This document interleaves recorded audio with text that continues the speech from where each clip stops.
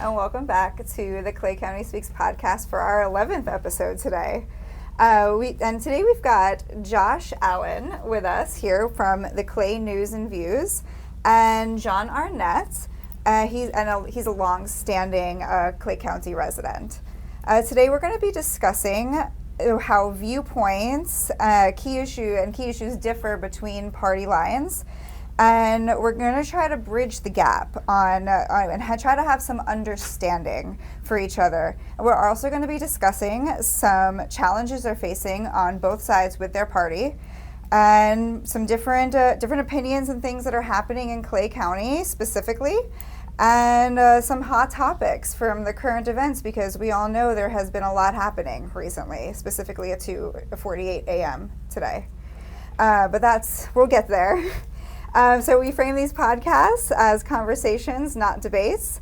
Okay, my friends? Yeah, absolutely. We're cool with that? I'm not a referee. All right, so we're going to just talk about things. So let's talk about it.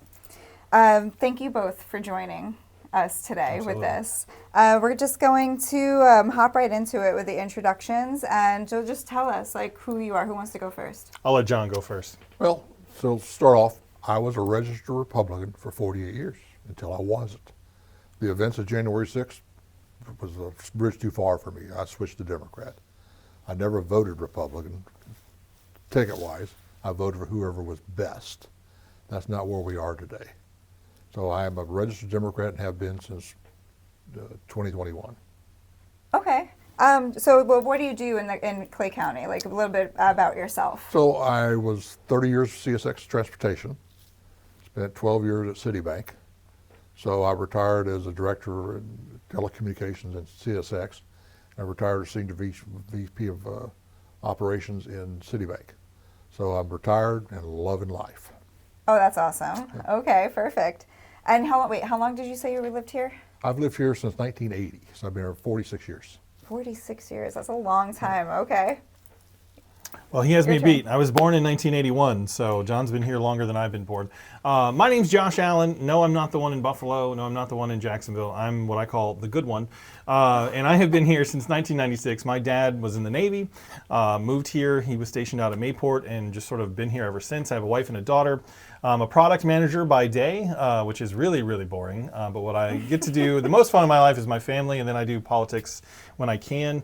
You mentioned Clay News and Views. We started that. We might get into that a little bit later. But long story short, I have decided to write articles about things happening in the county, mostly political stuff, but sometimes other things that I felt that nobody else was covering, right? Okay. And that were important.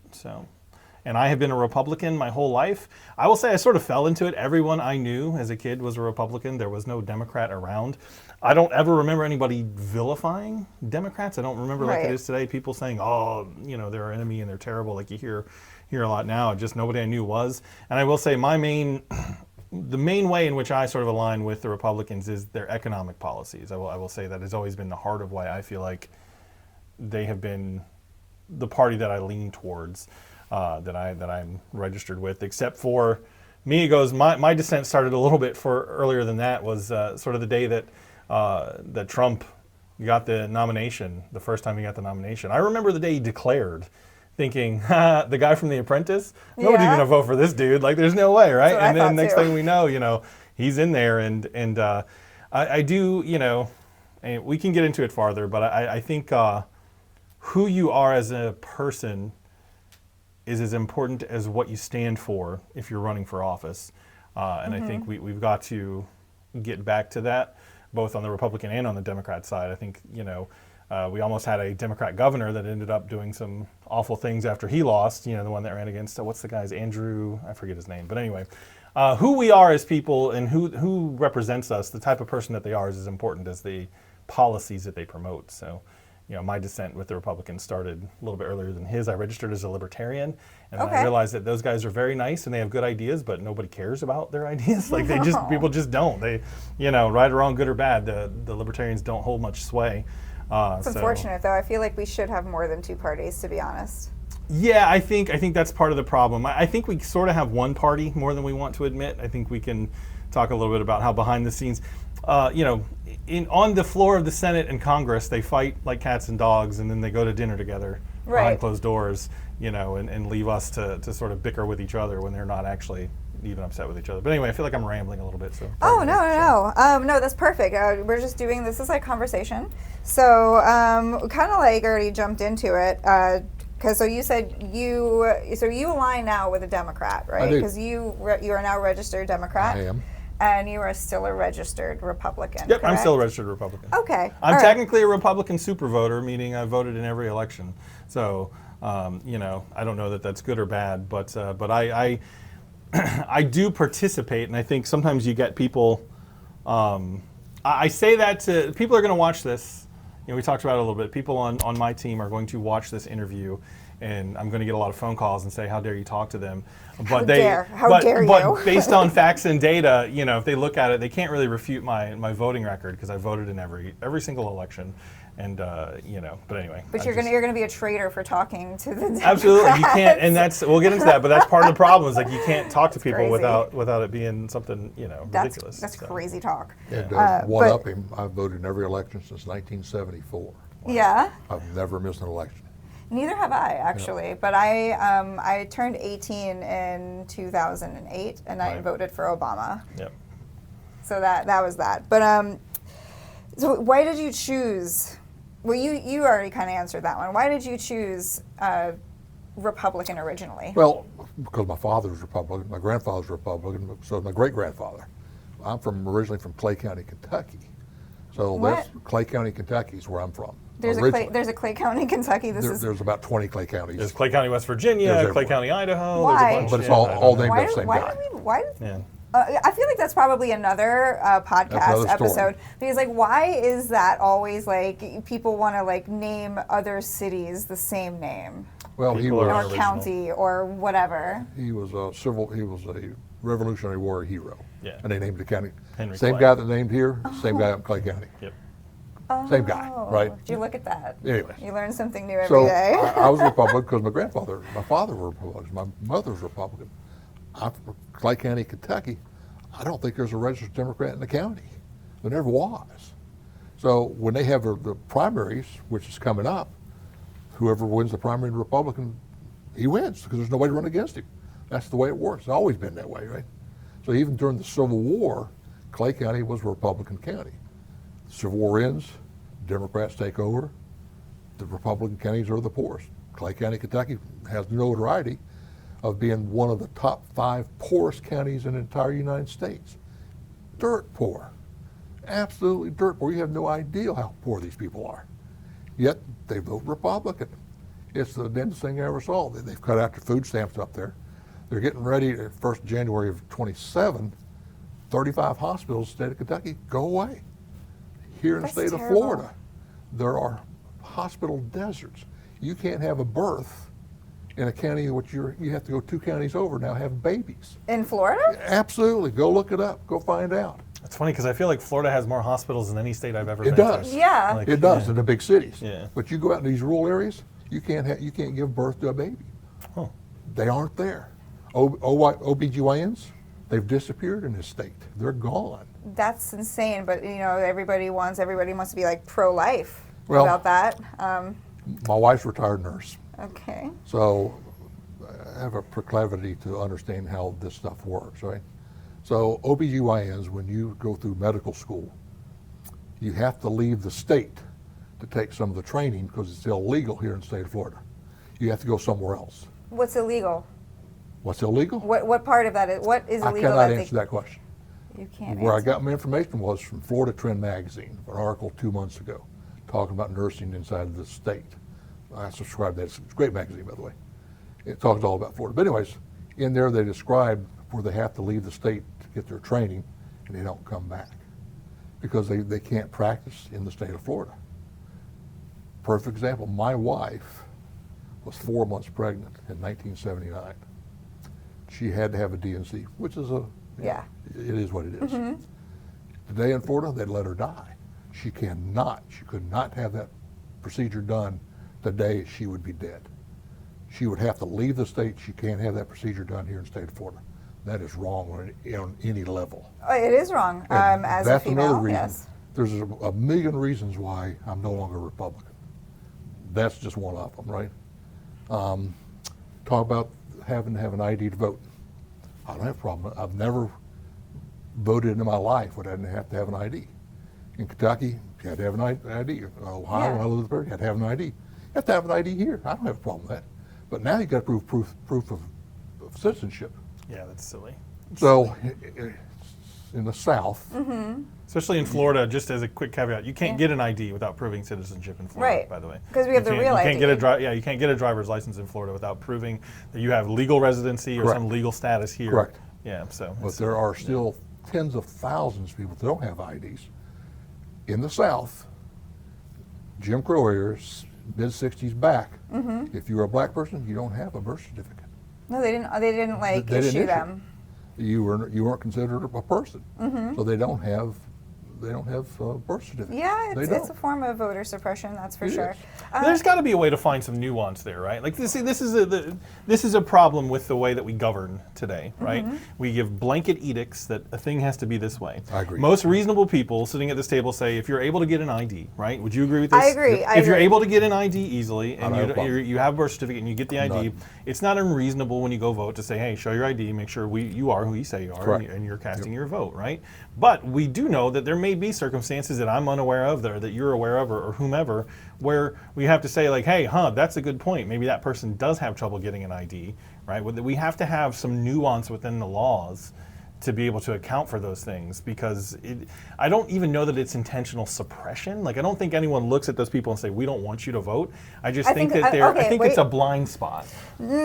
Yes, that is that. Okay, I'm gonna have to agree to disagree on that. Yeah, that's more of a question. I'm asking Yeah. that question. That's my view. I'm curious to see what you think. So I do think it is a bit of a blind spot for certain people, but then there is a group that it's not a blind spot for them. Sure. Like a leopard doesn't change its spots. So they've shown their colors, certain people, Yeah. or certain groups, and I do believe that they are actively trying to voter suppress certain Sure. groups, and that includes Some of for them. women too. Yeah, but I think too, this is a theory that I've long held, and I tell people this all the time. And if you're listening to this podcast and you remember nothing else, I want you to hear these words. Never for a minute ever believe that any politician you've ever voted for is smarter than you. They No. aren't. They are aren't. just normal human beings. Absolutely. Some of them are capable and they can make good decisions. Some of them don't make good decisions. So I do think, yes, there are probably some who think of certain people and say, I don't want them to vote, because they're afraid they can't win if those people vote. Let's Right. just be honest. Like, and that's on both sides of the aisle. I think Yes. there's efforts from the red team and the blue team Agreed. to sort of rig the game sometimes.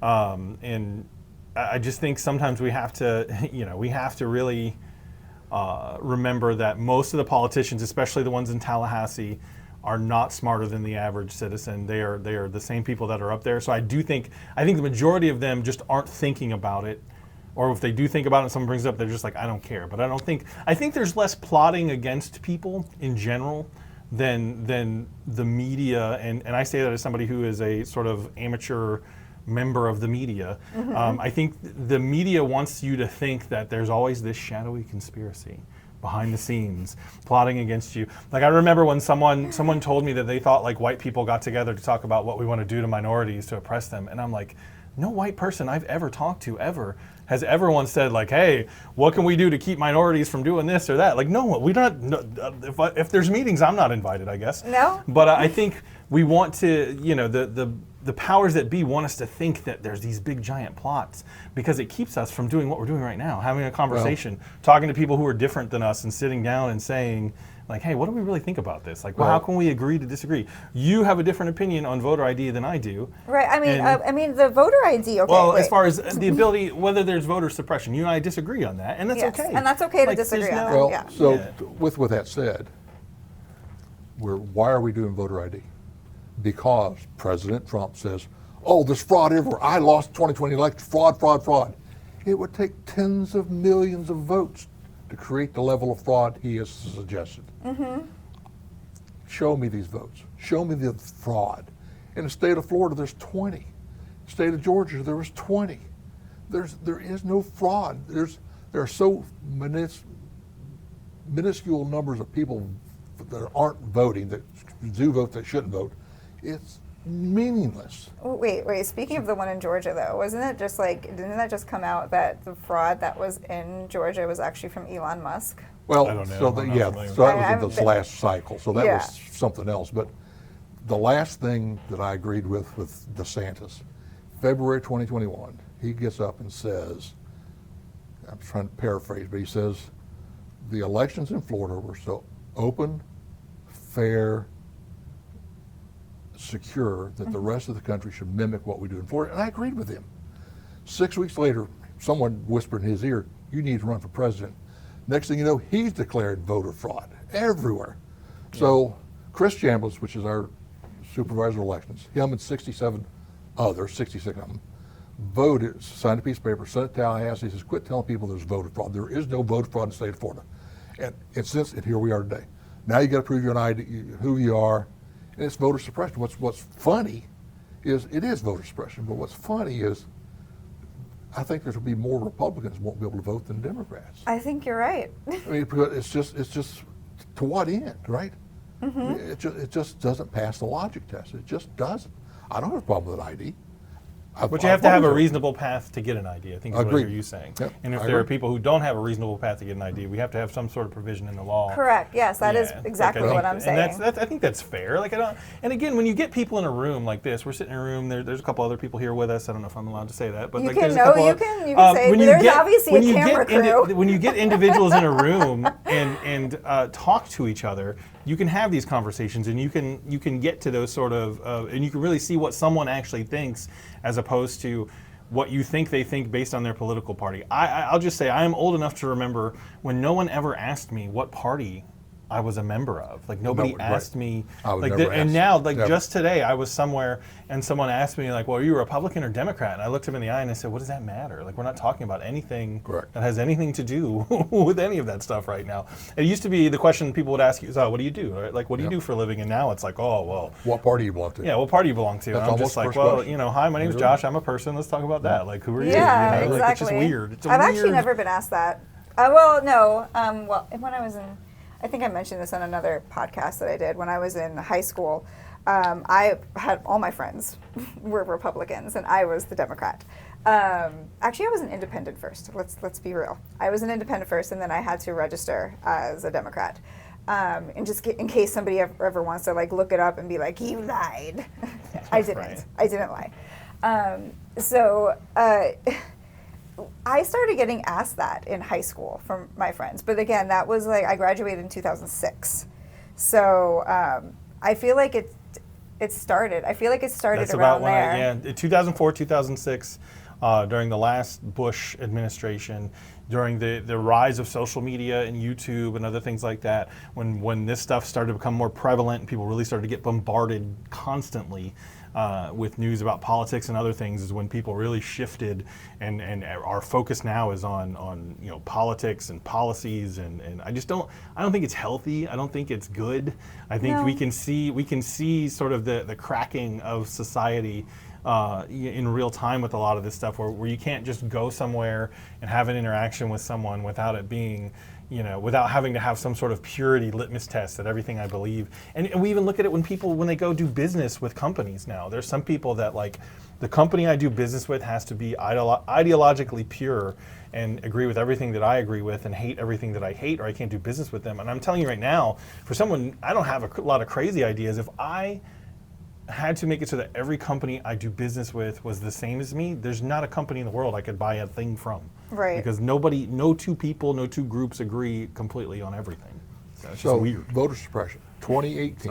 No, it's okay. 2018, we, the citizens of Florida, voted to give nonviolent, non-sexual felons the right to vote.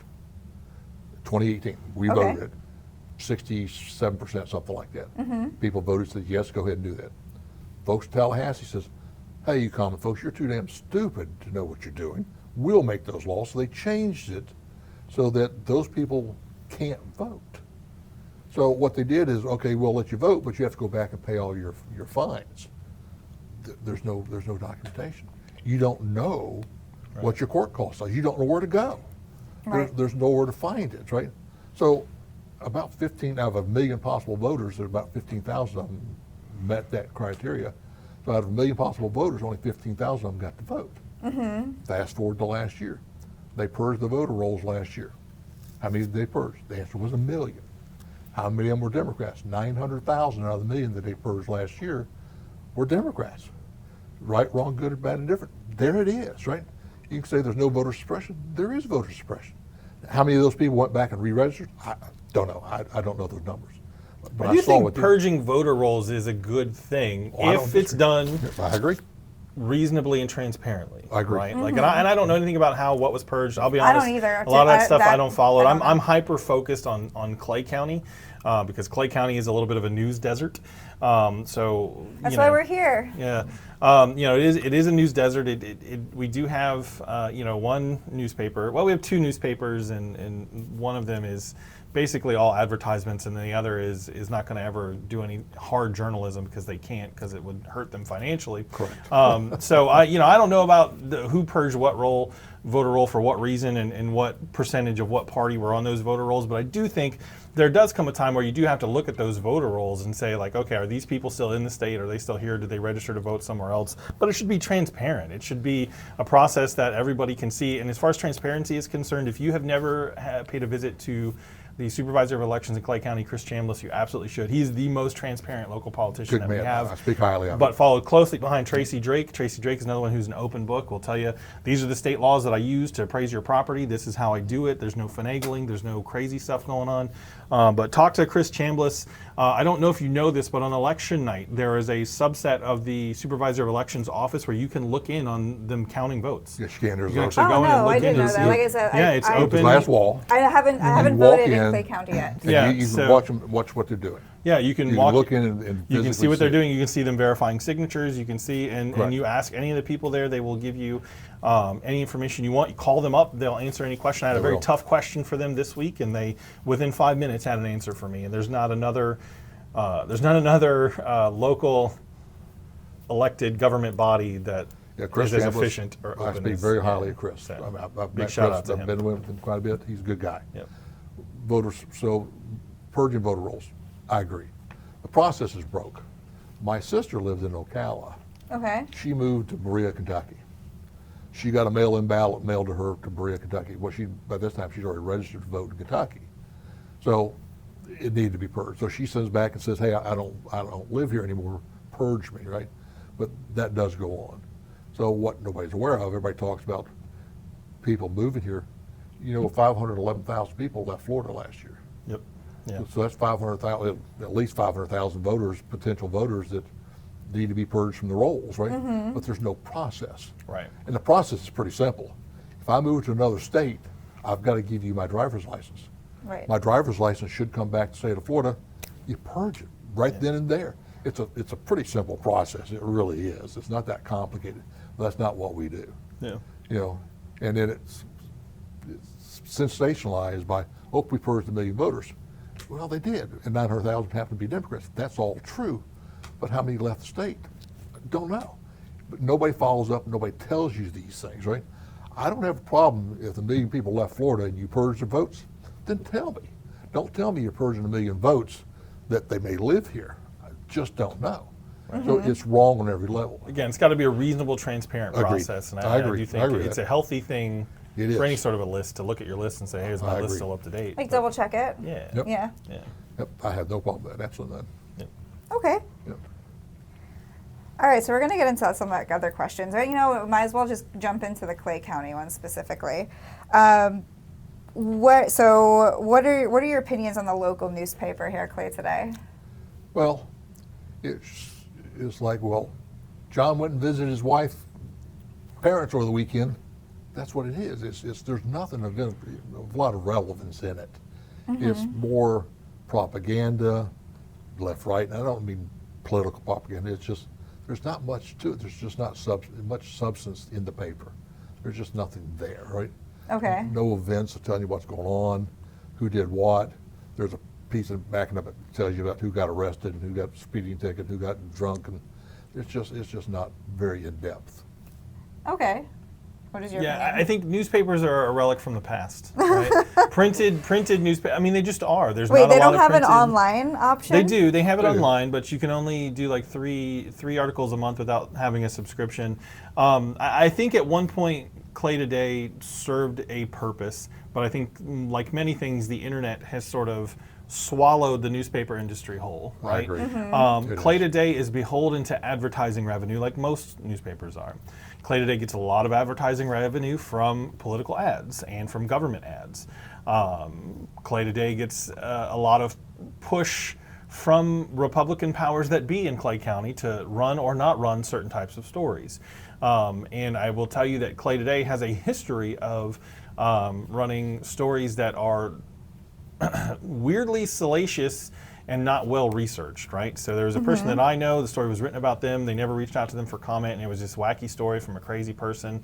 And I will say that Clay Today has traditionally been, the editors of Clay Today have traditionally been left-leaning Republicans. Okay. Almost more in line with what I call Clinton Democrats, sort of moderate, middle of the road. Okay. In the 90s, the Democrat Party, the base was much more towards the center and a little more moderate.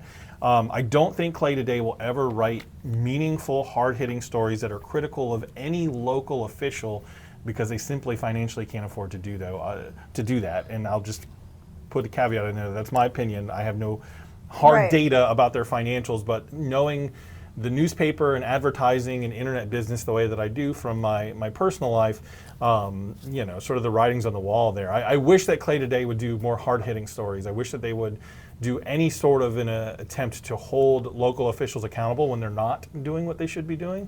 But they just don't Yeah, seem it's to have been- the will to do that.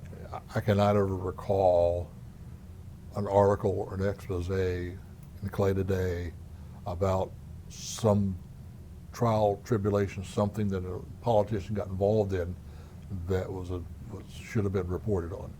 They don't do it unless it's, they just don't do it because it hurts them. Yeah.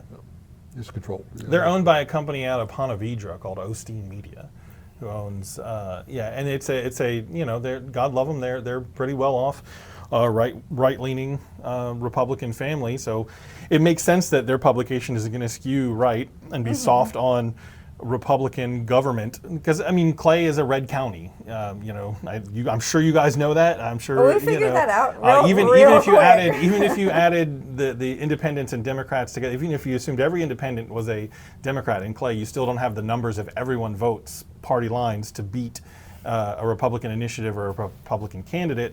So I get, from a financial perspective, I understand what Clay Today is doing, but that's why my organization is built on a little bit of a different philosophy, but we may get to that, we may not, we'll see. We've had a subscription for over 40 years, so Yeah. I do read it. I go through it. I just wish they did Yeah, more there's no actual doubt. journalism. Correct. That's There's my- not much in there. Yeah. Yeah. So. Yeah, that would be nice. So now you're now going on to the Clay News and Views. Put down that just posted an article about criminalizing dissent in the free state of Florida. Do we agree or disagree with this? So just to level set what that was an article, I believe, from the Florida Trident. So the Florida Trident is a publication from the Center for Government Accountability out of Tallahassee, I think. And our contributor, Susie Armstrong, writes articles for them, and they give us a lot of content. They just allow us to republish their content without any sort of obligation. So this came from the Florida Trident. So a lady named Michelle DeMarco wrote this. So if you're asking, do I agree with Michelle DeMarco's opinions that she espoused in the article?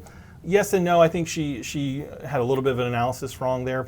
But just to level set on what those bills are, there are bills in the Senate and the House right now in Tallahassee that are seeking to establish a government entity that will be able to create lists of people based on their patterns of life and their opinions that they post online and other activities that they do, to basically surveil them without any warrant, without any reasonable, articulable suspicion that they have committed or will commit a crime, which is the basis for getting a warrant to actually do surveillance on someone. And so if you're asking, do I agree with that? No, I don't think Yes, that that is Tallahassee, what I'm asking. and it's not because I even think that the people that they're proposing putting in charge of it will do a bad job with it. You have to think of any power that you give to the government from this standpoint. If my worst political enemy the person that I hate the most politically, that I think is the least fit to have the office and wield power, got a hold of that ability or power, would they do good things with it? And if the answer is no, then you shouldn't give the government that ability to do it at all, right? And I think that's sort of the standpoint from, I don't want, no offense, I don't want a left-leaning, progressive, ultra-progressive Florida legislature in the future, which could happen. We don't know. I don't know. You don't know. We don't know for sure, right? Like, I don't Nobody want knows. them to be able to come after someone like me, who is a right-wing journalist. If the Democrats ever get control of Clay County and Clay News and Views exists, the stories that we write will be about the Democrats, because they will be the ones holding the cards, pulling the strings, doing the things, and inevitably they'll do something that needs to be written about. So I don't want the other team to be able to do to me what we're proposing to do to them. Right? Do unto others as you would want done unto you. So I think it's bad constitutionally, it's bad from a political perspective, and it's just bad, it's just ethically, I think it's just bad. Well, Yeah. I will echo what he says. I totally agree. It should not happen. But that's how fascism starts. You have to understand what the definition of fascism is. It's one party, one dictator at the top. The dictator makes the laws, right? You do what I say. The media is controlled by the government. That's how fascism starts, right? The word gets thrown around a lot, but that's what it is. I do think we have to be careful with that word. I think every time that word is used and it's not actual fascism, I think you water it down and you lose credibility if you're the person who's saying it over and over and over again. We have a tendency, the Republicans have a tendency to label every law they don't like as communism or socialism, and the Democrats have a tendency to label every governmental overreach as fascism, and I think neither of those are correct and or good. So I do think authoritarianism in any form, whether it's communism or fascism or whatever, is bad. And I do think what I hear you saying is this sort of blanket behind-the-scenes power to surveil citizens leads to abuse of those citizens eventually, and regardless of who's in control, that's, in my opinion, not great. State of Florida has, in the last 8 years under DeSantis, has shifted so far to the right, you can't see daylight. I mean, you can't looking out of the tunnel, you can't see daylight. He has voter police. Name another state that has voter police. Yeah, that's a weird thing too. Right. I thought that was weird. When I He saw has that. Voter police? In the state of Florida, he has voter police. What? Wait, So what he did, I actually have no idea about this. What is this? So what they did was, after the election of 22, I guess it was, they came along and said, oh, there's such voter fraud, we need to stop all this fraud. So he went out and the legislature gave him voter police. So there's actually a segment of the state that has, it's a department. They have they're police. They have the right to go out and arrest you, and they did. Back about 18 months ago, the supervisors of elections sent out voter registration to 20 convicted felons. The law said you can have them. So they voted, submitted their stuff, and they voted. The voter police came and arrested those people. Yeah. I must have missed that. So it had to do with the turmoil over. What? So there was a ballot initiative to return rights to certain convicted felons in 2018. Yep. The Republican-held legislature undid that, but it was being challenged in court, and it was unclear at the time to a lot of people whether or not those people being the felons that were told by the ballot initiative that they could go vote, were actually able to vote. And let's be honest, like a lot of times, like the average citizen is not keeping up on ballot over, the sort of news that would lead you to know that the ballot initiative that gave you your rights back was overturned, right? Like most people are busy living their lives every day. So a lot of these, I think a lot of these folks so yeah, there was a special subdivision of some law enforcement agency that was the voter police. Yeah, they have some sort of official name. I don't know what the name was, but yeah, they went and they arrested these people, and a lot of the people that were arrested were like, "Wait, you told me I could, and now you're telling me I can't." And the judge threw them out. Yeah. Unfortunately, 2 of them pled guilty. The other 18, the judge threw out the case before it got to court. So the other thing that's happened in Tallahassee is that DeSantis is in charge of the National Guard, state of Florida. He can call them out anytime he wants. Well, that's not good enough. DeSantis has his own Praetorian Guard, if you're familiar with the Roman emperors of old. He has a 200-man army that reports directly to him. They train down here at Camp Blanding. They're militaristic, so that He has his own guard. They'll do whatever he tells them to do. DeSantis. DeSantis has these people working directly for him. He has his own guard. I don't know It's that wrong. is that. I'm not sure that's a DeSantis thing. I think the Yes, governor it has was. had. You could be right, but I don't know. What I will say is, we are in the United States in general. We have over militarized policing in the United No, States. that Now I agree with I you. sit here I feel as like that's a whole nother podcast. yeah, I think so. I sit It here is. as a tried and true red-blooded, right-wing Republican, telling you that I believe that policing is good and upholding our laws is good, enforcing those laws is good. But we have gone into some trends in policing in the United States that I think I agree. and I think that some of the stuff you see with like the I state agree. guard and these is an offshoot of some of that mentality. So again, my uncle was sheriff of Clay County, Kentucky. I have a brother-in-law that's retired state trooper out of state police in Kentucky. I have a nephew that is state police. I've got an uncle that was killed in the line of duty in Hamilton County, Cincinnati, Ohio. He's police. So I believe in law and order. I do, right? We have gone way overboard. We have gone way too far. When you got police pulling up with tanks into your front yard to arrest you, something's wrong. Yeah, absolutely. I agree Yeah. with that. And that's where we are today. It's just crazy. So speaking of this, so do you think we have too much local government, or is it just like an all-around government, too much of that? Do you think we should go back locally? Well, that's a yes/no answer, right? So, federal government collects all the taxes. They disperse that money to the state. State gives it to the counties, and the counties give it locally. So, local governments can't function without going up that food chain because the money just doesn't trickle in, right? So, you've got to have taxes. I do believe in taxes. Part of the world we are today is there's not enough money coming in. Ooh, right? wait. I have another question. Speaking on taxes, what do you think of that, getting rid of property taxes? I'm just genuinely curious. Do it. Just Ron DeSantis, on the off chance you ever see this, do it. Don't talk about it, be about it. Listen, no one should be a perpetual slave to the government and have to pay them for the property that you already purchased forever.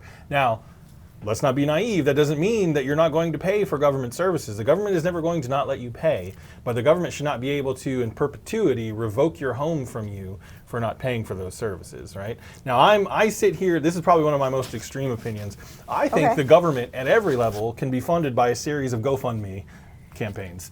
I don't think we need to tax anybody for anything. I think, and this is, I think there's too much is an government. interesting take. I There's like too it. Well, Okay. think about how many billions of dollars are spent on political campaigning, right? A lot, So yeah. people will say, oh, people will never donate to something like that because they don't care about it, and people aren't going to want to pay for what other people to do, or what, for experience, they're not going to want to pay for services that other people want and whatever, but people will voluntarily donate billions of dollars to political campaigns and political action committees. Well, And something like that, it'll never happen, right? But what something like that does, or even that thought process, it forces you to really think about what are the essential things that the government should provide to us, right? Well- because if you had to go like PBS, remember the PBS, the yearly Yeah. donation drives, if the rest of the government had to function like PBS, they would only be doing the stuff that the donors, the people who were giving the money, cared about, right? Well- And that's kind of the way it should work, right? Like we should, if enough people aren't willing to fund, like this giant regional sports park that's out there on Blanding that we spent millions of dollars on. We got state money partly to do it. If enough people donated money, we could have had that park without ever using a single tax dollar, right? And there's smaller examples of that. At one point, I was on the historic preservation board of the county, and then for professional reasons, I couldn't make the meeting, so I had to get off of there. There is the first African American schoolhouse is sitting in a park out in Middleburg off of Foreman Circle. It's got a bunch of history in it from the African American community at the time and the history of the school. Newspapers from when President Obama was elected. They've got a bunch of stuff in there that should be preserved. Whether you like the history or not, whether you care about it, it is history. I love history. It should be preserved. So the Historic Preservation Board wanted to go through this long-winded, convoluted process to get state and local and federal funds to preserve this and move it somewhere and keep it. And I said to them, like, we're in the day and the age of the internet. If we do a GoFundMe campaign or something of the sort for that and asked everybody that cared about this to donate $5 to $10, you'd have the money in a couple weeks. And I would But these disagree. people, God love them, they were all good people. They were all very nice people. They could not fathom the idea of a solution coming from outside the government, right? And that's part of our problem, right? We look at the government and say, hey, there's this problem here, come save me, right? Well, 9 times out of 10, even if they come and say they're going to save you, the thing the government does doesn't help. Usually does not help much of anybody do anything. So we have got to get creative as a community, right? And we've got to start having more conversations like this. We've got to talk to each other and figure out, what do we really care about? What am I willing to take my wallet out and put money on the line and say, hey, I'm willing to pitch in to get this thing done. I'll give you a right? book. Yeah. Go You read know? The Rise and Fall of the Roman Empire. It's several volumes, it's pretty thick, kind of goes to explain a whole lot of things. One of the primary reasons that the Roman Empire collapsed, lack of taxes. If you didn't collect, agreed, taxes are too high. We're taking too much and we're not spending it right. You got to have taxes. Somebody's got to pay the taxes. And go Yeah. donate. I never donate to anything. I wouldn't donate a nickel to you. I just wouldn't do it, right? I have to pay taxes. Pay a universal tax. If you want to pay taxes, put a 15% sales tax across the board for everything and be done with it. I think part of that Right. comes from, John, is that we've had these taxes for so long that we are all conditioned to it. I think you could say it's a form of Stockholm syndrome. Like we are being held hostage. Our wallets, our pocketbooks are being held hostage, Yeah. and we are so conditioned to believe that the only way to solve anything is to give more power to the government. The government says, "Hey, give me the money and power, and I'll do a thing." Then they fail at that thing, and this is at every level: local, state, federal. And Okay. then they say, "Well, all I need is some more money and power, and I can go do that Well- thing." And they never seem to accomplish the thing. So, That's fair. with that said, I grew up in a time where we had dirt roads. We didn't have paved roads. My grandparents didn't have. Well, when they died in 1980, they didn't have indoor plumbing. Right? There are people. Still? There are people all over this country that still don't have indoor plumbing. Eastern Kentucky, you have no idea until you go up there. Is I've never been. absolutely filthy, dirt poor. My father was born in a log cabin with a dirt floor. That's where he was from, right? That's how they grew up back there. And they haven't changed very much since then. Tax money came in, at least put in water, so they have water. They still don't have flush toilets, but they do have running water, right? The roads are now mostly paved. That wouldn't have happened without tax funds. And people in downtown Jacksonville aren't going to give money to people in Middleburg to go pave their roads. It's not going to happen. Taxes are a necessity. It's not something we like, but you got to have it. So our government, very simply, our government is an army and an insurance company. That's what they are. And that's the two big things that drive our federal government: insurance company and army. What else do they do? I mean, What else? They build pickleball courts in Green Cove Springs. Well, Our county government recently did that, though they disagree with my assessment of how much money they spent. Yeah, John, I love Yeah, you. I like I'm pickleball, agree. though. I'm agree to disagree with you on that one. I don't. so wait. Yeah. Hold on. Wait. I just want to make sure I'm on the same page though. So you don't want you say you get rid of the property taxes. Correct. And if Knowing that DeSantis ever knowing listens that to this. those will be replaced by some other way to fund things, No, right? okay. They will. And then I'm your saying stance is cut the taxes, but do something with it. Do something meaningful. I don't know where the money goes. I can't account for where the money goes. We tax. Where's it go? Who are we paying? Somebody's pockets. getting rich. Yeah. Every politician, so it used to be able to track this. When you get voted to Congress and went to Washington, you became a millionaire 2 years later. It still happens. Look at Lauren Boebert. Yeah. Lauren Boebert couldn't pay her employees in a restaurant up there. Today, she's now worth $40 million. How did that happen, right? That's a matter of public record. These people are get filthy rich when they go to D.C., right? But they're poor church mouse. I mean, Mitch McConnell, up there, he was head of the Senate for a long time. He was a judge in downtown Louisville. Now he's filthy rich. Rick Scott here in the state of Florida. He was head of HCA, the health agency, CEO. He stole billions of Medicare and Medicaid. We voted him in as governor, and for 8 years, On his way out the door, he signs non-compete contracts with companies for himself. He steals millions more and we vote him in the Senate.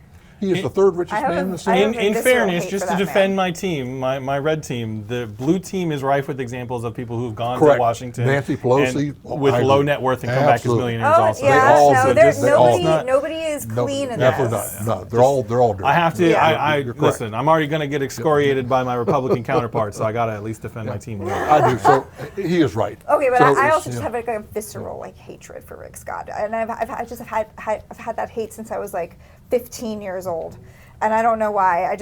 He looks like Skeletor. He does. Well, he looks like Skeletor. Yes. Sorry, Rick. He looks. No, you know what I said he looked like? Do you remember the snake? I can't believe I'm saying this.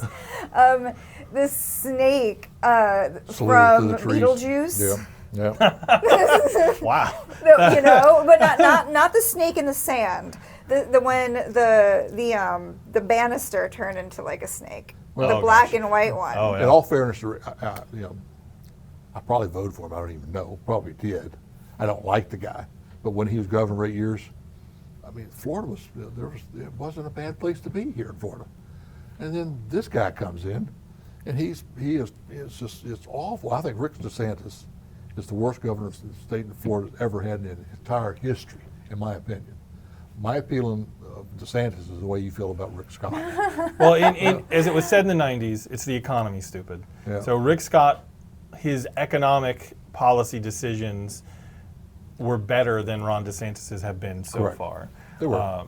And that's really like Bill Clinton, right? Bill Clinton was a Democrat. He was the last president that balanced the budget. Mm-hmm. He was the last president that had the guts to close down unneeded military bases. Well, in all fairness, and I disagree with him morally on a lot of ways, but if you're looking at it on a fair, what did he do and was it good or bad basis, he was probably the last moderate, middle of the road, fiscally responsible president that we've had.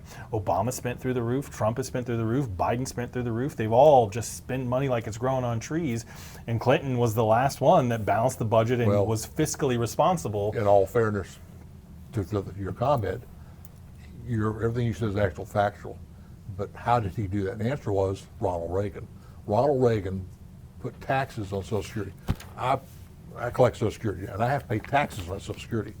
So when Clinton came in, it took 10 years, so 1994, Clinton's president, we started taxing Social Security. There was a giant windfall of money that came into the government from taxing all that Social Security. That's how he balanced the budget. It wasn't that he was that great, but that's where the money came from. That's how the money got there, right? Well, there's a temptation to not. There's clearly nothing stopping presidents and Congress over the years from not balancing the budget, right? So I mean, you have to give credit where credit is due, as you do. And I think that's another skill that we've lost. We can't look at a president and say, okay, this one thing that he did, regardless of what I dislike or like about him otherwise, was it good or bad? Was it good, and there were some decisions that Trump made, especially in his first term economically, that I was like, okay, despite his faults and flaws, I actually think X, Y, and Z were sound decision making, the thing I'd sort of like to see from a president. I don't know that he's doing as well in this second term, but that may be, as you say, a conversation for a different episode of a podcast. But even with Barack Obama, there were decisions that Barack Obama made that I thought were good decisions. There were many that I thought weren't, but we have to be able to call balls and strikes, right? This was good or was not good.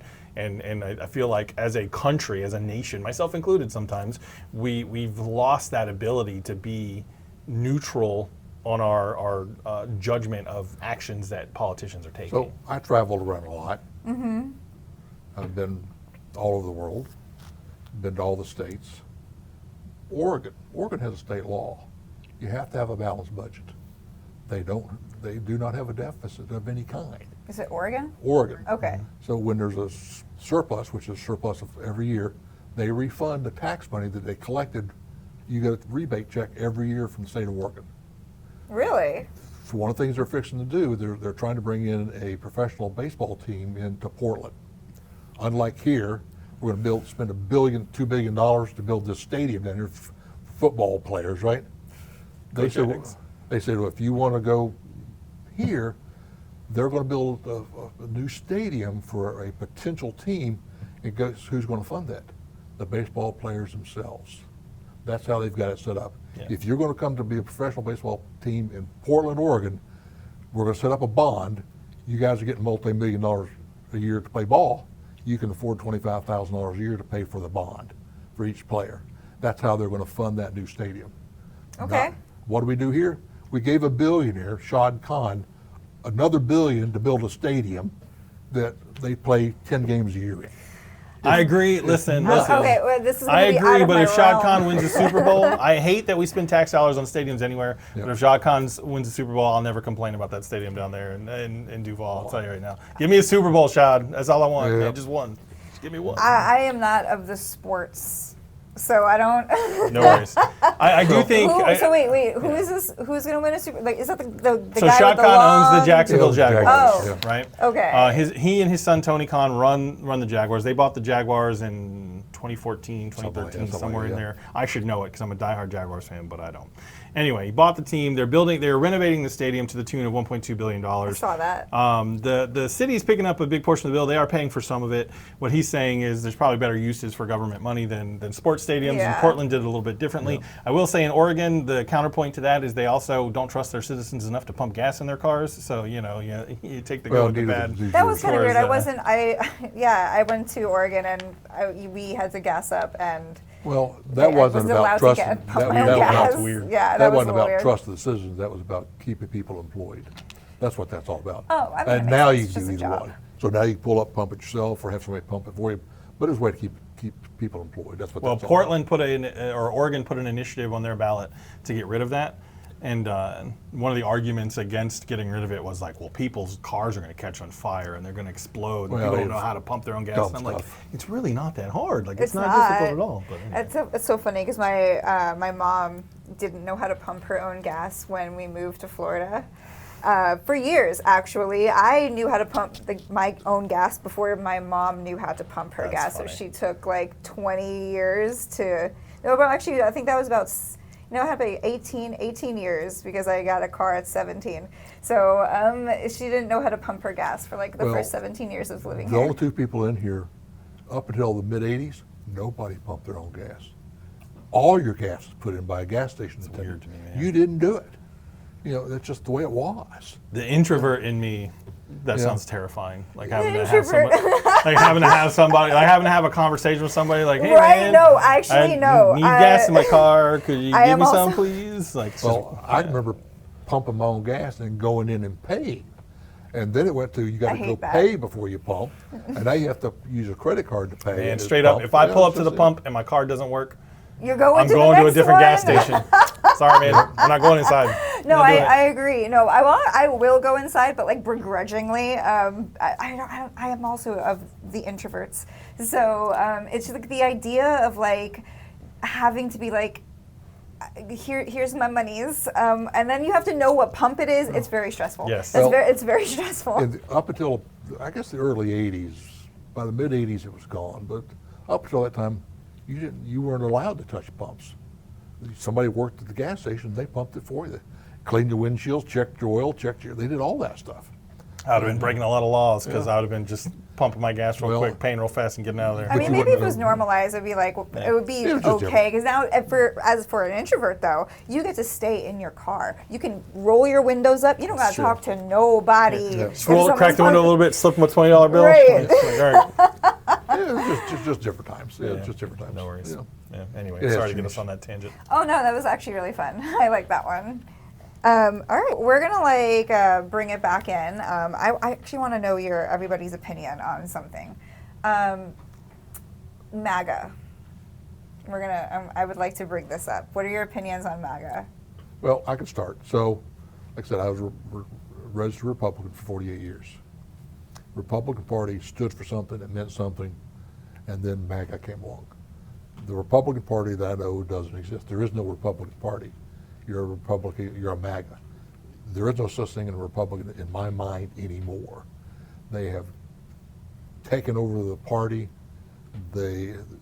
It's hatred. In order for them to succeed, they got to tell you to hate somebody. Right now, it's the immigrants. When the immigrants are gone, who's next? They don't like the gays already, so they don't like immigrants. They don't like the gays. Well, when all those people are gone, who's next?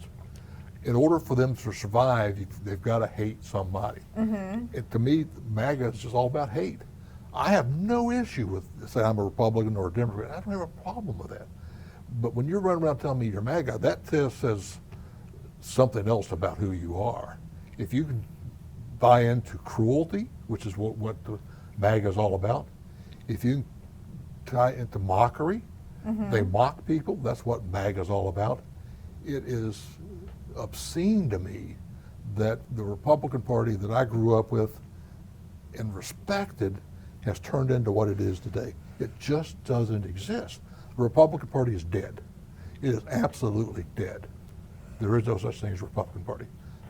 You have to be called something, but the Republican Party that I knew and grew up with being conservatives doesn't exist anymore. Okay. All right. I don't know that as a it's, Republican? I don't know that it's that clean, right? I don't know that you can make that clean a distinction.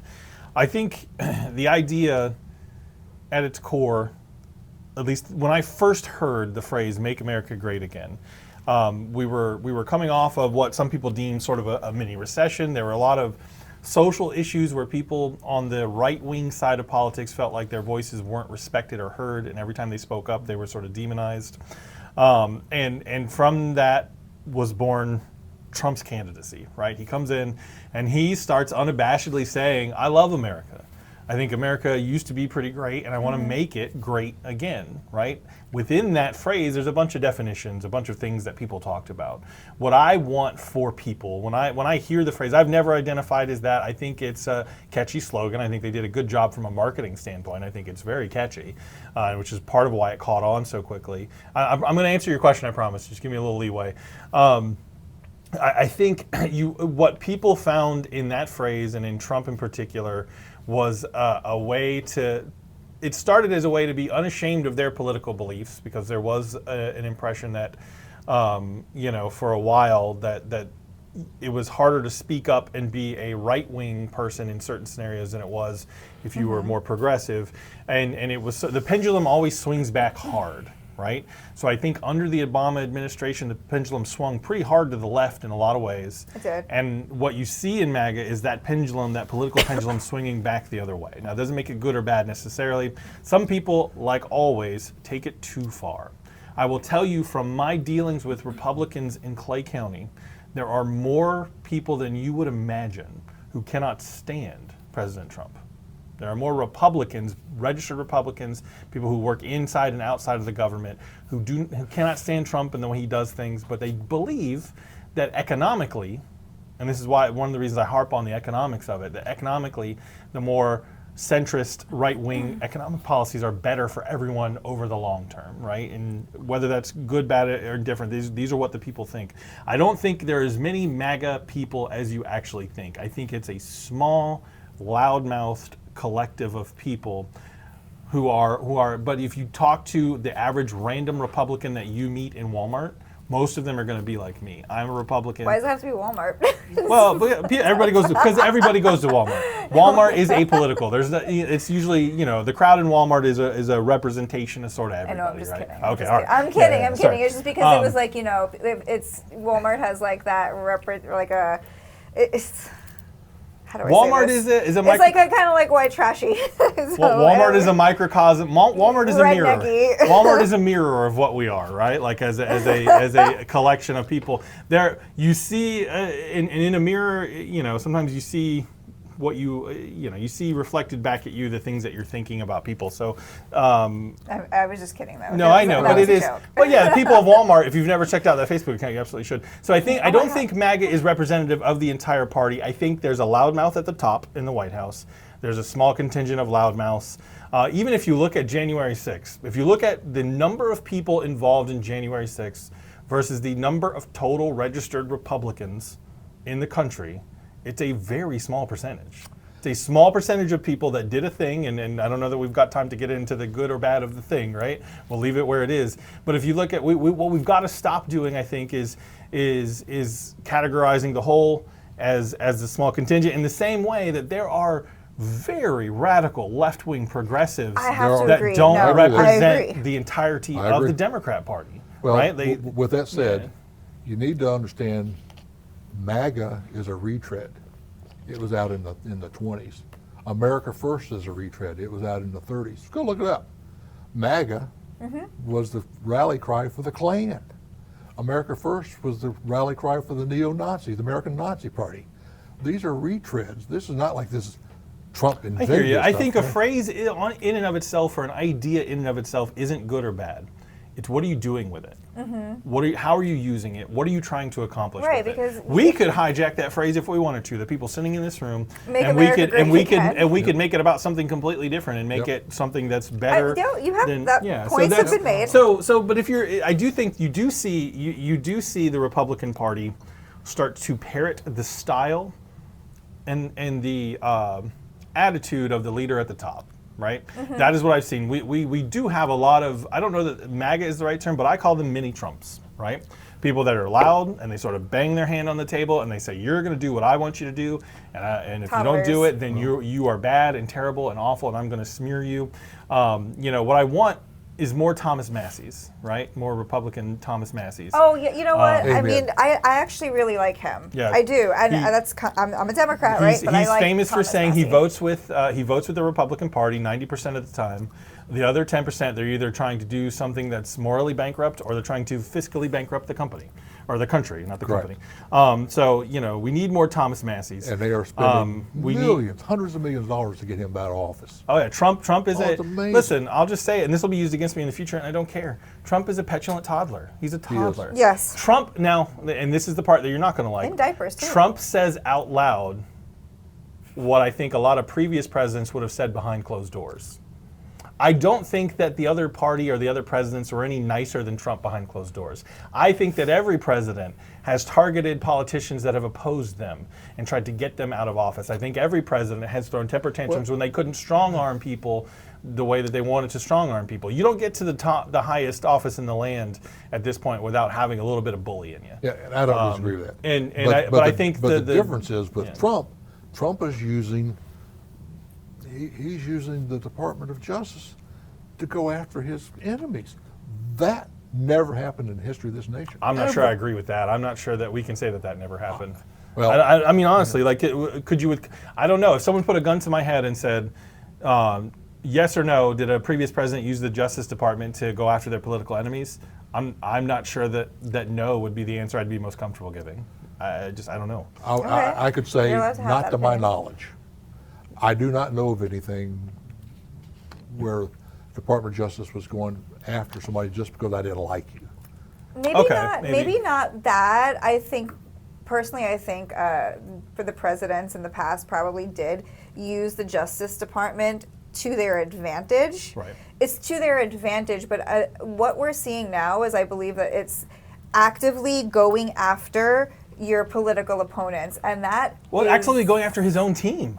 He's going after his own team. Thomas Massey is a Republican. Well, yes, Yeah. yeah, but And before he's- yeah, Massey, yeah. before Massey, this is like just in general. I feel like he is just using it to go after his political opponents. Sure. And Thomas Massey, even though he's a Republican, is an opponent Right. for him because he's Marjorie Taylor Greene not. is a Republican, but she became his opponent, and then your opponent must be destroyed. Yes. It isn't, we no longer approach politics from the standpoint of, these are my fellow citizens with whom I have to live in community for the rest of my days, and we're trying to find the best way to govern and do what's needed.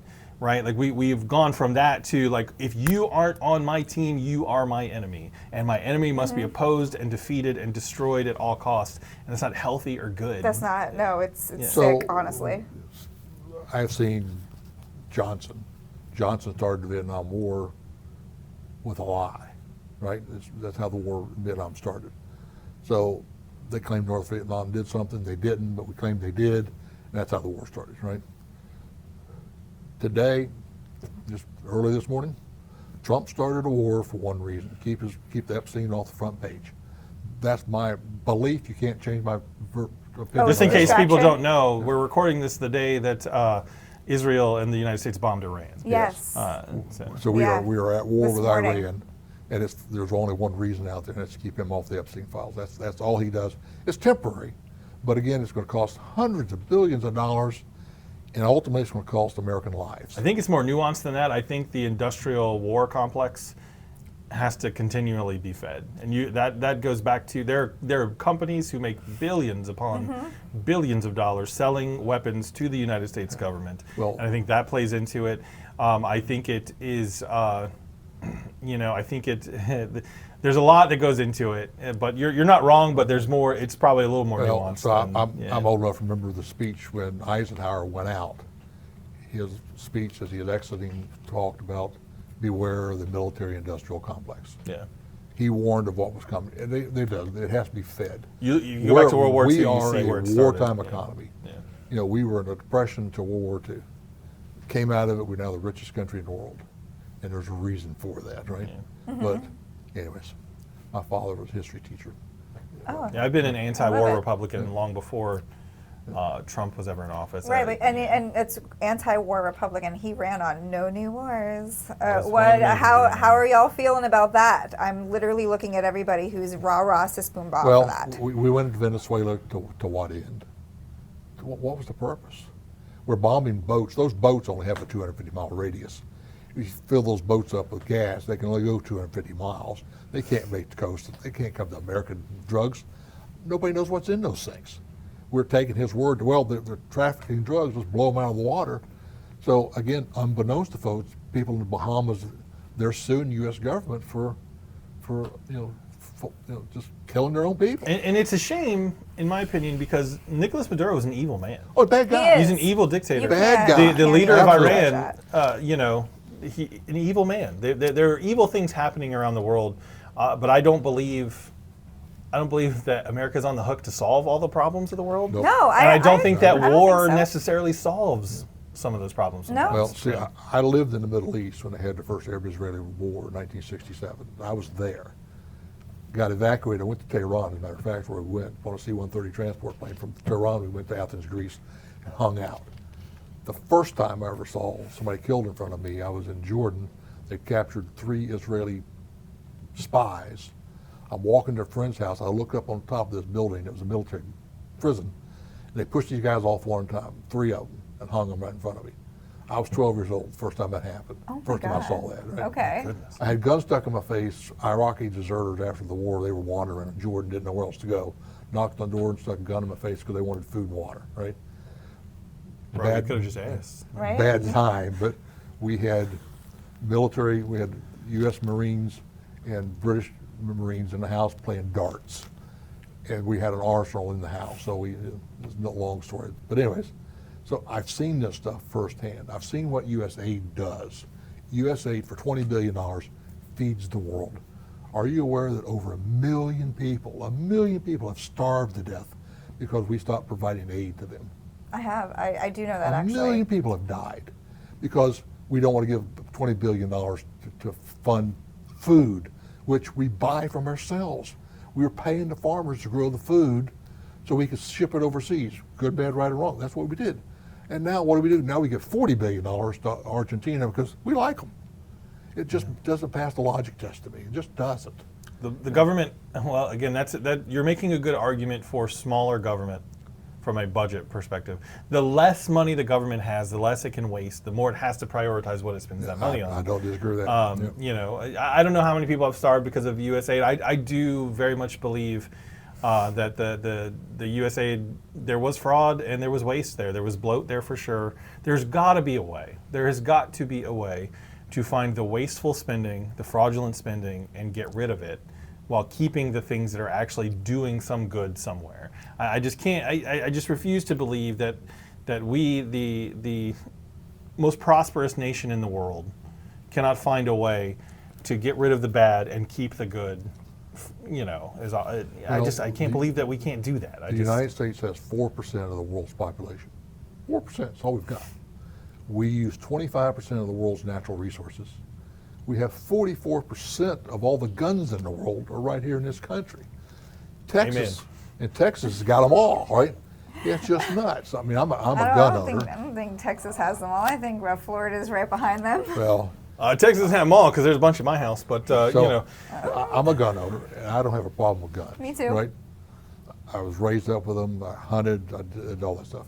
I do not believe there's a place in this country for assault weapons with a 100-round magazine. That serves no purpose. You're not going to hunt rabbits. You're not going to try to shoot deer. It served one purpose. If you got a 100-round mag in your gun, it serves one purpose. That's to kill people. That's all it's for. Well, let's test our friendship that we built today. Okay. Let's test our friendship. All right. The reason the Second Amendment exists is in case we need to violently overthrow the government. Yes. Our nation was founded on political violence, wherein we overthrew and tossed out the British, right? So the Second Amendment exists to do that. That's probably my most radical opinion. I think that people should be able to be well armed to defend themselves against the government. I simply want the right to own the same weapons that my government pays for the Taliban to have. Like, that's all I'm asking for. Well, I can't disagree with that, to be honest. Well, that's just like the Second Amendment. And Period. Well, let me give you, so I grew up in the military. So I grew up in and around military schools. That's where I went my whole life. They taught the Second Amendment. The Second Amendment was created in December of 1791. And it was created for two reasons. One you know about. One is we didn't have an army. By that time, the Revolutionary War was over. We didn't have an army, and we needed militia in case the British came back. You need to have a gun. That was one reason they taught. The second reason was in August of 1791 down in Haiti, the slaves revolted and killed all the white owners. So the Southerners said, well, damn, we need to have weapons to protect ourselves. If they do it here, they're going to kill us too. So the Second Amendment was put out for two reasons. One was militia, and two was to give the slave owners a right to have guns. That's what the Second Amendment was for. And we've morphed it into what it is today. If you have a license, you can have a bazooka if you want to. There's no limit to what. I didn't know that was possible. I'm going to check that out. You certainly can. You certainly can. I know an individual has one. Listen, I'll just say, and I mean this in a friendly way, dear Democrats, if you really believe that Trump is as fascist as you say he is, you should be beating the drum for the Second Amendment harder than the Republicans. I have been. Not you. I mean, No, the royal you, the overall you, not Yeah, you. I know. Yeah. I mean, but I've been very and that's one of the things I love about Trump is he finally proved to the other side of the aisle, like, this is what I'm telling you. You need to be armed. You need to be so well armed that if the government came to you and we decided as a group that the government was tyrannical and we needed to defend ourselves against the government, that we could group together and do so. Yeah. But we can't. What would happen is, if there's ever a civil war in this country, and there may be, right? It's not going to be like the 1860s, the North versus the South. It's going to be street to street, hand to hand fighting. I cannot take on the government. I don't have enough weapons to take on the government. I don't have tanks. Yeah, but a couple thousand of us do. It doesn't matter. I don't know. You give me 1,000. I don't want to find out. Like, for the record, I don't want to. Right. But I'm just saying that's the philosophy behind it. It's because what that does is that incentivizes the government to not do dumb things, because they know that if people get angry enough with me, they're going to ride me out on a rail and tar and feather me like we used to do politicians, right? So it's you know. Anyway, I digress. I just think I think. I'm also for responsible gun ownership. I think you should be responsible with your guns. I think I agree with that. there's a lot of nuance that goes into that. But I was 6 years old. I would love to see the Have a first Democrats weapon. champion gun rights, because I think that's where you lose a lot of moderates that you could win over Yeah. if you're presented with a decent, moderate candidate that's on the blue team and a god-awful candidate that's on the red team. Your team loses people on things like gun rights because they view the position of the Democrat Party as so extreme to the left on gun ownership that they're like, well, I can't risk them doing that, so I can't vote for them in any capacity. I know, but that's kind of crazy though, because like I swear, like the Democrats. I mean, I can't speak for everybody, all right, but it's like we don't care about your handguns. Like we don't. I don't care about your shotgun, and I think where they get that, like this notion in their head, is that from the extreme left, from the extreme left that are like, we shouldn't have guns, everybody has knives or whatever they want to use as a weapon, because you're going to find something, right? You're going to either Criminals don't follow laws. No, So criminals are going to break the law you're going to regardless of find the a law. weapon regardless of whatever law there is. But I think that a lot of right-leaning people just get like this like information from the far left that we're out to take your guns, but no, we're really not. I swear. Well, you aren't. But that doesn't mean that the people that are elected to, I think we forget too that while politicians aren't smart, we talked about that earlier, they're not any smarter than us, they do get drunk on power when they get to Washington in particular, and they start to think about ideas. Oh yeah. Politicians in general, both, everybody gets drunk on power. Yeah, just in general. Yeah, like people, money and power reveal who you already were, right? I don't think they really change your character, but they really sort of intensify who you already were. So I think that concern is a little more real than you think it is. But listen, I would love to invite everybody that's listening to this. Hit me up. I've got all sorts of guns. If you've never shot a gun safely in a controlled manner, hit me up. I will take you out shooting. Shooting is fun. Shooting is fun. It's absolutely fun. Hi, Daddy. I said shooting is fun. So I think that's another thing where both sides need to actually.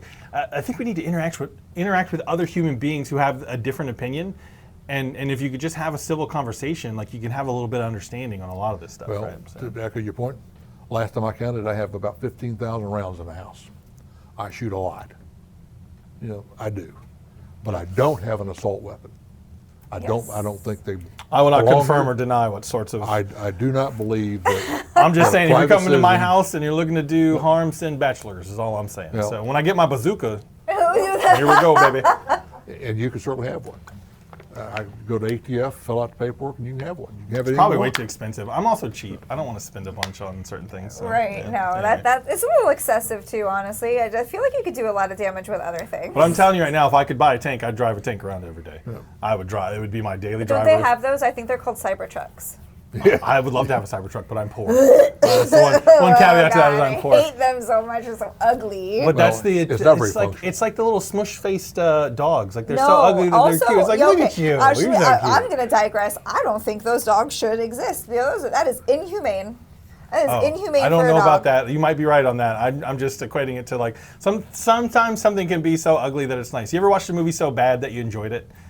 That's what the Cybertruck is. It's designed so poorly that I'm just oh, look at it. It's so futuristic and weird looking. All right. Well, I guess if you want to see it that way, I just think it's just so clunky and just for sure. Ugly. It's just so ugly. It's just there's nothing that it can do. You can't even change the color of it, and I could like it. It's just there's nothing. Yeah, but it is what it is. It's very polarizing. It's very polarizing. I digress on that. Anyways, we're probably going to have to wrap this up soon. No worries. So our takeaways on this conversation, where do you think that we can come in together as a Republican, Democrat, far left, if some of these far lefters, far righters, like the Groypers, oh my god. We don't have time for Groypers. Yeah. Listen, I think locally, Nick Fuentes is watching this. All government is local government, right? I think locally is where we're going to find common ground, right? I firmly believe that if you think about, so right now we are sitting in Orange Park, Florida, right? Part of our country is Honolulu, Hawaii. Same nation that we're in, thousands of miles away, right? Yes. I think I have much less right to tell anybody in Honolulu what they ought to do, what laws they ought to have or not have, than I do right here in my own community, right? And conversely, I think the people in Honolulu don't really have a whole lot of influence and right to say what we ought to do, partly because they're not here. You can't really know the people that you're around. So I think local politics, you have a lot more influence over the people. You can actually go to that politician and look them in the face. And conversely, we can sit down and have these conversations. So I think where we can find some common ground is on things like property taxes and what do we spend that money on? What services do we care about? How do we clean up our community? How do we find ways to make things more affordable? Because I think everyone here would agree, and most Republicans will tell you, that there is an affordability crisis in Florida and in the state overall. And I think it's things like that. So, taking care of our neighbors, right? Taking care of our friends, finding a way to uplift people. We're not going to solve large budget crises at the state level or the federal level, but we can look out for each other in ways that we hadn't before and let's find where we overlap. Right? Yeah. In the things that we care about and work together on those diagram. things. Yeah, whatever it takes to get it done, right? I think there's got to be things that we all care about that we want to do better or be better in our communities, and that's what we got to look for is at the local level. Where can we find those things, right? So. Okay. And I don't disagree with what he said. So, but the problem is that here in Florida, here in Clay County, right? So Clay County does what Tallahassee tells them to do. So limited constriction of what they can or cannot do, right? For example, state of Florida, in social studies, you must now, it's required by law, you have to teach communism. That's a requirement. That's a law in the state of Florida. Look it up. Okay. So communism, we're now teaching communism to our kids because communism is bad. We all agree communism is bad. Well, who's communistic left in the world? China is a dictatorship. They became communist. North Korea and Cuba. That's the only 3 countries I'm aware of even saying they're communists, right? And they're not much of a threat. But in the state of Florida, the state dictates to the county what you got to go do. So we're now brainwashing our kids because I'm telling you where it's going. Communism is bad. Next to socialism, and guess what a Democrat is? Democrats are socialists, so they're all in that bad. So they're teaching our kids. I can't stop that. I go to the school board. I sit up there. They never answer your question. You get up here and you talk, and you give them time, ding, go sit down, and they never respond back to you, right? They just sit up there and listen, nod your head, and off they go. I was up there with a guy who signed them. He was the one that banned the 100 books. I'm standing right behind the guy, right? Him and his parents. But they're sitting back here and banning all these books. I can't stop that, right? Tallahassee can, and they choose not to. In fact, instead of stopping it, well, keep on good doing it, just charge $100 for a book you want to ban. Well, people give them money. Look at what's been banned out of these schools. The Diary of Anne Frank, for Christ's sake, has been banned. Gone with the Wind, been banned. It just makes no sense. The books. It doesn't. No, I don't. I would love to have another conversation about book bans. Yeah, we can. We can do that. Yeah, I think because there's a bunch of books that I read in high school that are now banned, and I'm like, wait, yeah. Why though? I don't understand though. But that's another story. But it's another story. But okay, so where do you think we can bring it together with the Republicans and the Democrats? So I'm not sure that we can, given the current politics in the nation today. Donald Trump dictates what a Republican is, right or wrong, and everybody follows his lead. They don't deviate one iota from what he says to go do. They just bow down and say, yes, master, and off they go. Years past, if a Republican president said something they didn't agree with, the heck with you, I'm going to do what I'm going to go do. I don't see that today. Donald Trump he's the puppet master. He dictates what you do and how you say it. Until he's gone, I don't think we can get together. No? I just don't think we can. Even locally, you don't think your friends and neighbors? No. I don't know what any of the people that live on my street, I don't know what their political party is. I don't ask them. I know one person. Well, yeah, if they put a sign out or something, I might know a handful. I think the way you find common ground is you stop looking at people as a Republican or Democrat and just look at them is this a person that needs help that I can help them? Is this a person that if I needed help, would they help me, right? And you make that sort of group bigger and bigger slowly over time. You meet more people, and you look for ways to do good things with those people for other people, and I think that's the only way you're going to find any common ground with anybody is to stop looking at them as a political, whatever. Your politics and say, shouldn't matter, but it does. Yeah. Your politics but at some point should not matter, but it does. I hear you, but at some point, somebody's got to put their foot in the sand or put their foot in the ground and say, I'm going to be the first person that says it doesn't matter. Like if you're my neighbor and I think we've got to treat people based on how they interact with me. Like anybody of any political party, if you come and you're crazy and you're a jerk, I'm just not going to deal with you. That's right? fair. But if you aren't, and you're kind, and you're nice, and we can interact with each other, and we can be friends, let's be friends. I don't care about any of that stuff. And then as you get to know people, you'll find that stuff. It's hard. I do think I see more hope in the younger generations than I do in the older generations. The older generations, not to pick on you, John, have more of the attitude the outlook that John has, where they don't see a whole lot of hope for cooperation. But I would tell you, Dylan Beck, he's reached out to me. He did a project last year cleaning up one of the local parks, right? And I had a commitment, I couldn't make it. But just little things like that. Maybe we find a way to help keep some of the streets or parks clean. Let's start with something little. Something little. Get to know each other, so, and then yeah. So I actually have a little thought on that actually. Yes, I want to find a common ground, right? I want to be able to get the community together. I don't care if you're left, right, up, down, whatever. My problem is that sometimes it's a moral issue, is because like and I know maybe it's like the extremes again, because not everybody is this extreme, but if you're like gonna be like a pedo protector and being like, oh, the Epstein files is a hoax, I don't know if I would trust that person. And that's where we are today. So I have not seen any Republican stand up and criticize Donald Trump for anything. He has yet. John, we're going to get to know each other. You're going to hear that from He me. has yet to sell these victims of Epstein that he feels compassion for them. He's never said that, right?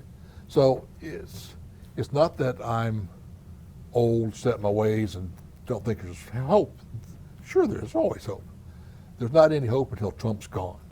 Until Trump's gone and that whole regime that he's created is out of there, I don't think things are going to change. I don't say that there's not common ground somewhere, but you can have it. I mean, here in the county, they help ICE.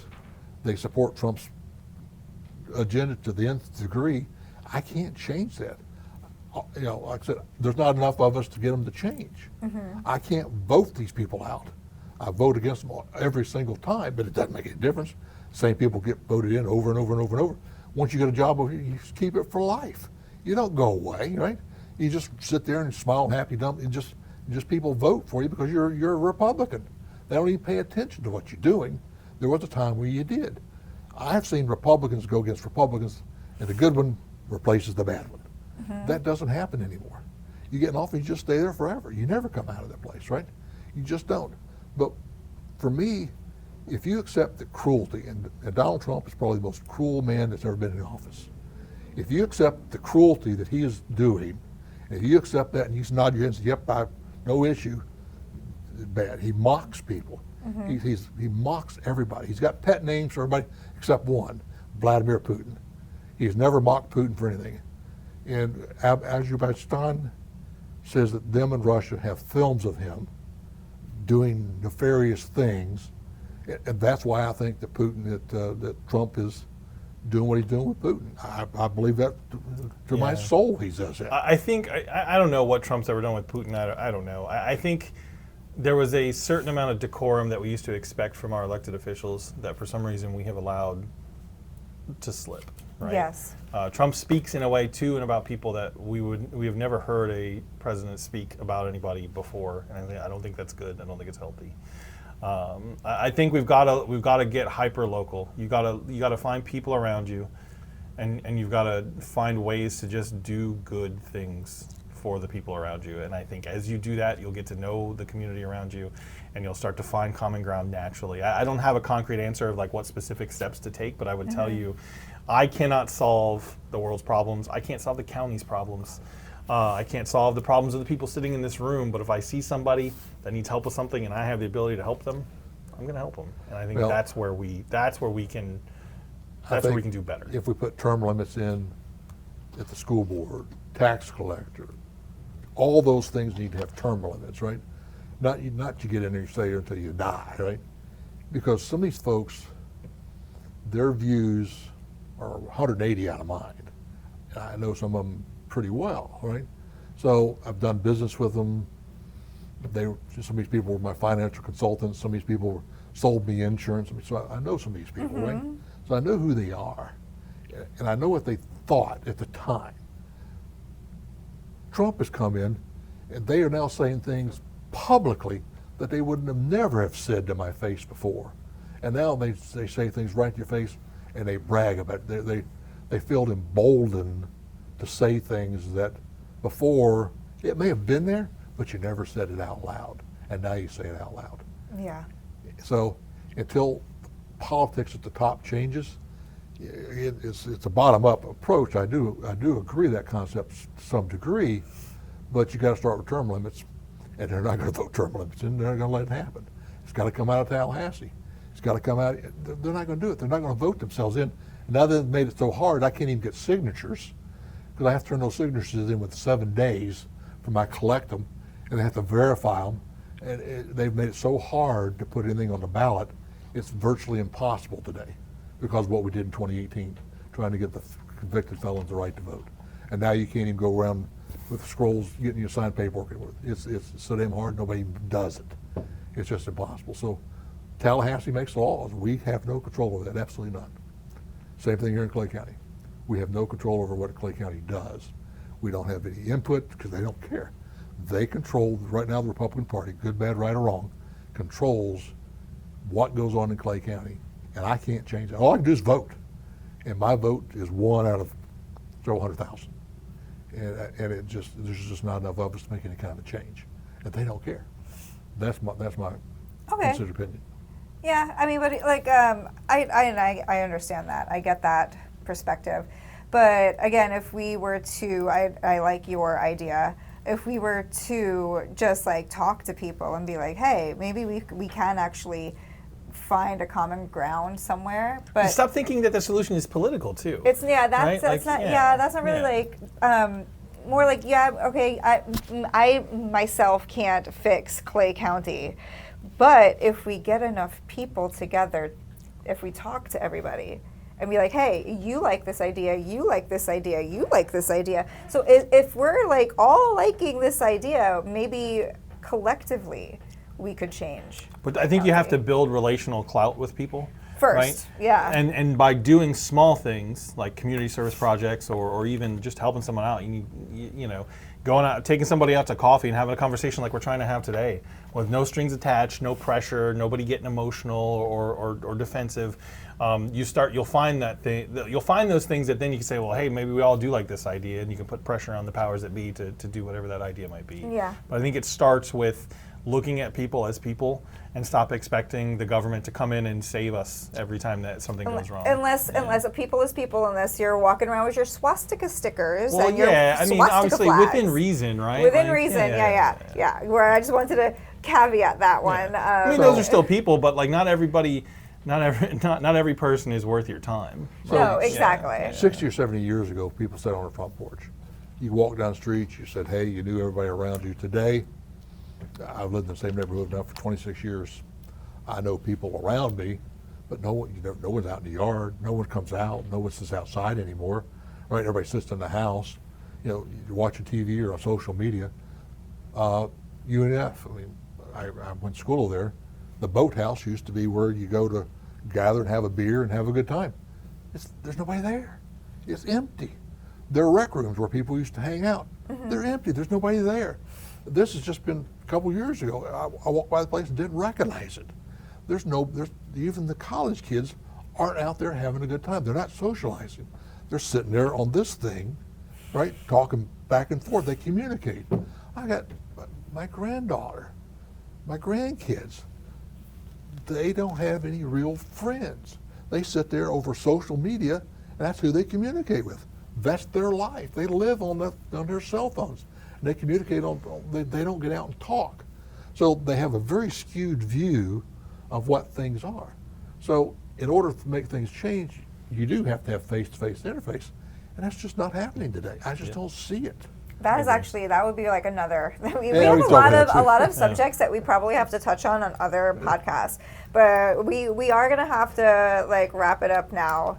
But I really do thank you guys for joining on this. And this was a great conversation. I really did enjoy this. And yeah, as I always say, don't forget to subscribe to the channel if you haven't, and like, share, comment, repost, do all the things to get the word out. This was really interesting. We got to showcase the different ideas, different perspectives on things. And I do believe that we should come together as community and talk to people. I mean, we did say we were introverts, but yeah. I'll talk to you if you don't act a certain way.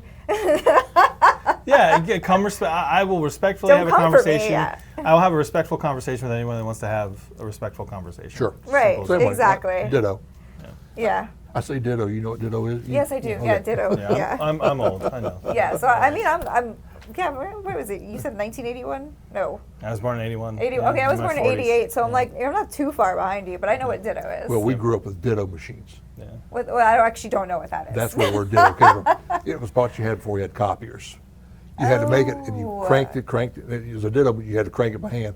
It was called Ditto. It was a Ditto machine. That's what it All was. right. Well, all right. Yeah, You lost we me there. digress. Well, this is great. Yeah. Don't forget to subscribe to the channel. All right. Bye.